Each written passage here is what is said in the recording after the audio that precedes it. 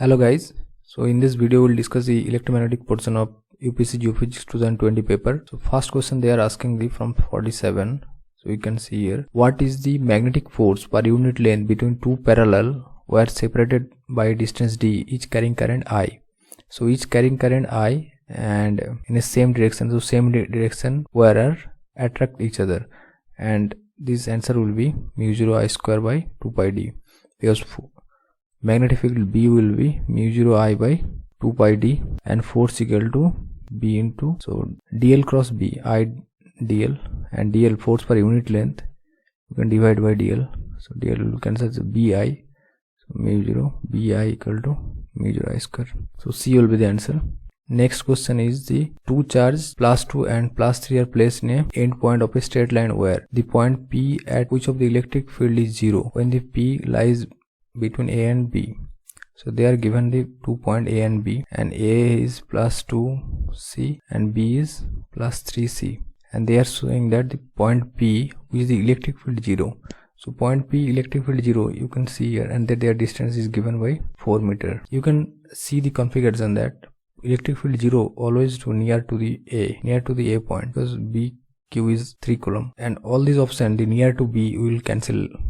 So at distance 1.8 means 1.8, so from A it is 2.2, so option A will be eliminated. And next is the at distance 2.5 meter, A from 2.5 meter, this option will be eliminated. So we have left only two options, because if you did all these mathematical term it will be quite time consuming, and now if you solve it you got the B answer will be the B. So next problem is the 49 saying that a thin disk of radius r carrying in a uniform surface charge density sigma rotated with a constant angular velocity omega, axis z axis.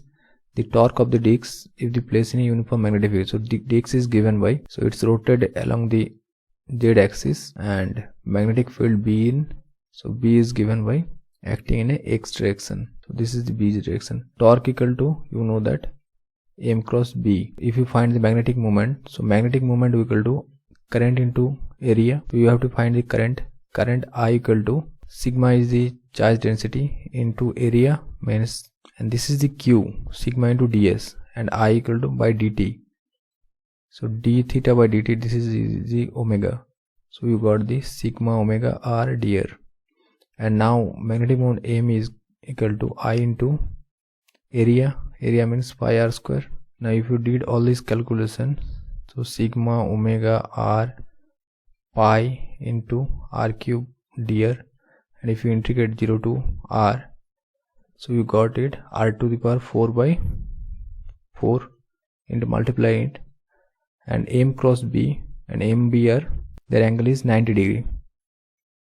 So m is direction is along the z axis and b along the x direction, so z cross is, it will be in y direction.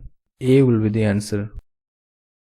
So next is a 50 question.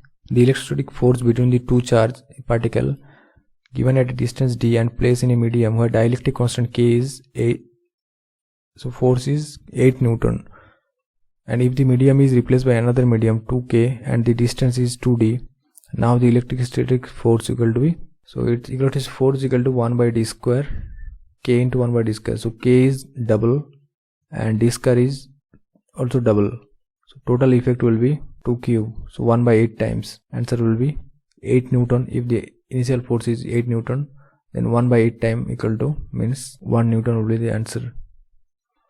Next 51, if a cyclotron, a particle q and a mass m with velocity v follows the circular path of radius r, because the centrifugal force exerted upon it, the magnetic force b, and the radius path of the determined by the using equation.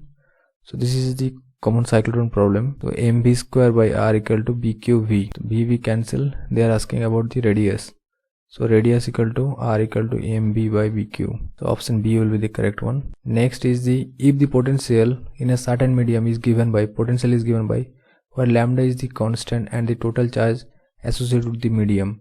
So this is a quite complicated problem in solving in exam hall, because you have to do lots of integration, and this answer will be 0, and if there is limit is given by 0 to r q by lambda, then it is answer will be q by lambda. if there is limit 0 to r, but here not mentioned. Here is you have to take 0 to infinity. So next problem is, consider the following point. So D is given by and divergence of D equal to 0. Gauss law of free ion embedded in dielectric material follow which of the equation? Both of equation will be the follow. So next problem is the 55. 55 says a circular loop of wire radius A and resistance R is oriented in XY plane. So it's oriented in XY plane, and a uniform magnetic field B, it is in B in Z direction, and if the loop in wire is rotating about x-axis, so loop is rotating about x-axis with angular frequency is omega, the average power dissipated. So you can calculate from the flux change. So phi equal to change equal to B dot A, means BA cos theta, and it is, you can write it BA cos theta equal to omega t, and if you differentiate it, you got the E, and it divide by R, then you got the I. So whatever you got it, BA sin omega t into omega by R, this is equal to I, and you multiply the power equal to epsilon into I. So whatever you got, B square A square means area equal to pi square, omega square sin square omega t by R. So this will be power, and average power, if you did average, so sin square average equal to half, and A equal to pi square. If you put all these things, you got the answer A. 56th question. Consider the following statement regarding the displacement current. It is not linked with the motion of the charge. So it is also true. It has finite value even in a perfect vacuum. So both statements are. Next is the 57. Which of the following statement is correct with reference to the Faraday's law of electromagnetic induction? Magnetic field produce electric field. Time varying magnetic field produce the electric field. This is the statement. So here saying that time varying magnetic field produce the conservative electric field. So electric field is conservative, and the next is the time varying magnetic field produce the non-conservative time varying electric field. D statement will be the correct one, because the time varying magnetic field will be non-conservative electric field. It's produce the non-conservative electric field. Next, the 58 equation. If a magnetic monopole exists, which of the following expression would be the proportional to the magnetic charge of the magnetic monopole? So if magnetic monopole exists, then divergence of B, it will not equal to 0. Magnetic monopole charge, and you got it here. So option B will be the correct one. Next question is the magnetic field corresponding to the vector potential. So A is given by, and then they are asking that magnetic field. So B equal to, so vector potential is given by, so you know that B equal to curl of A, and if you did the second term curl of, and it will be 0, curl of r cap by r square, it will be give you 0, and you left whatever left. If you solve it, curl of C cross R, and you got it 2C. If you divide by curl of A cross B formula, you got 2C, and it's multiplied into 0.25. So you got the 0.5C. So D will be the answer.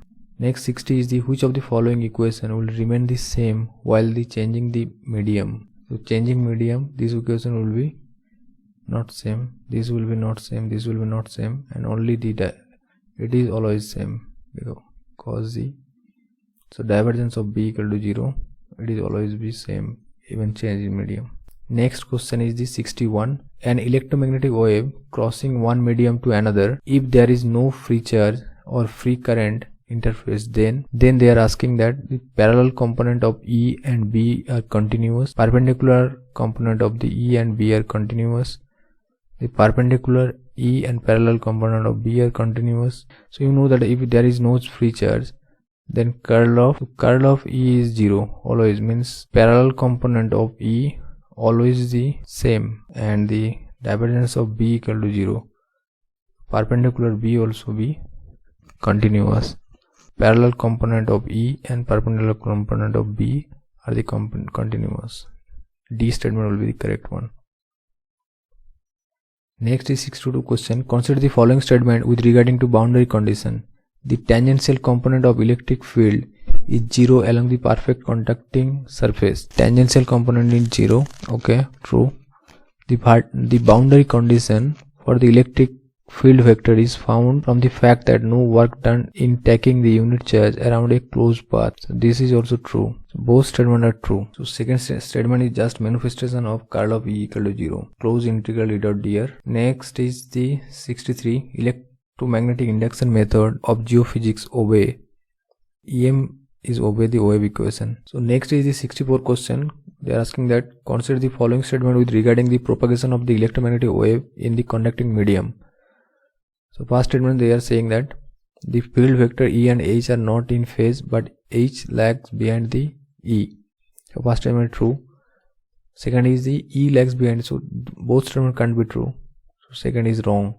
Only A option B. Next is 65. If the electrical permittivity of a certain non-magnetic medium is 140 times higher than the electrical permittivity in this space, the speed of electromagnetic wave in the medium would be approximately, so you know that the speed of light equal to c by root over of epsilon r. So this is given the 140, and if you do the calculation you got the answer A. Next 66 is electromagnetic survey gives the better result if the top surface of the layer is the less conductive, because if conductivity is less then it can be better penetrate. If it is the conducting medium then it is depth of penetration is very less. Next 67 question is in Thuram method the anomaly indicate. So I have doubt this question, I will not mark this question answer. Next 68 is the electrical resistivity method, the coefficient of anisotropy is generally, so generally it is between the 1 to 2. 69 the laws of refraction in a plane seismic wave can be written as sin I by alpha 1 and sin r by alpha 2. So alpha 1 alpha 2 are here the speed. So that's all. Thanks for watching.